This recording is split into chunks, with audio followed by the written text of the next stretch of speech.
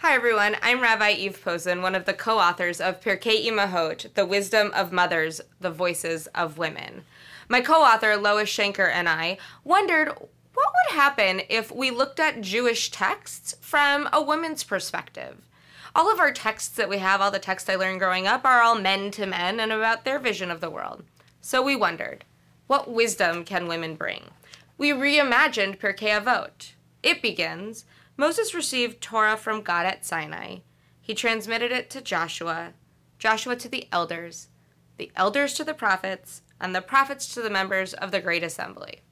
Men to men to men. What if we also had a text that began, Miriam also received the tradition from God at Sinai. She transmitted it to Deborah, Deborah to her daughters to their daughters, and on to us. It was an interesting perspective to take. And so we asked women, Jewish women from around the world, to share what wisdom they've learned from other women. I have two favorites that have come into this project. One was from my own mother. Her submission was, never go to bed angry. Always say, I love you.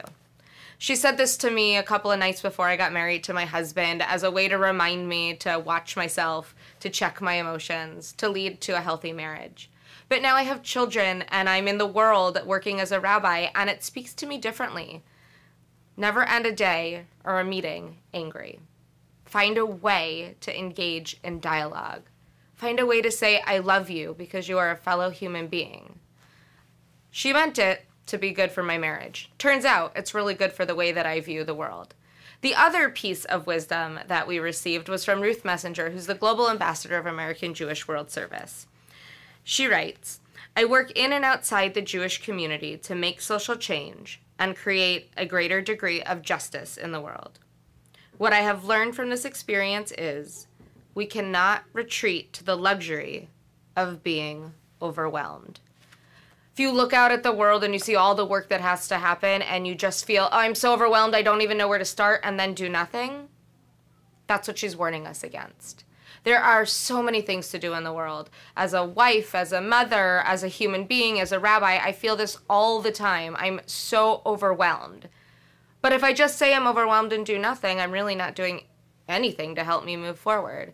Ruth's reminder is that we have to acknowledge what we feel and then do what we can to change the world for someone else.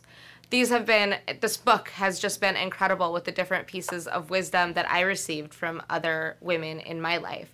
I invite you to ask the other Jewish women in your life what you could learn from them. Thank you.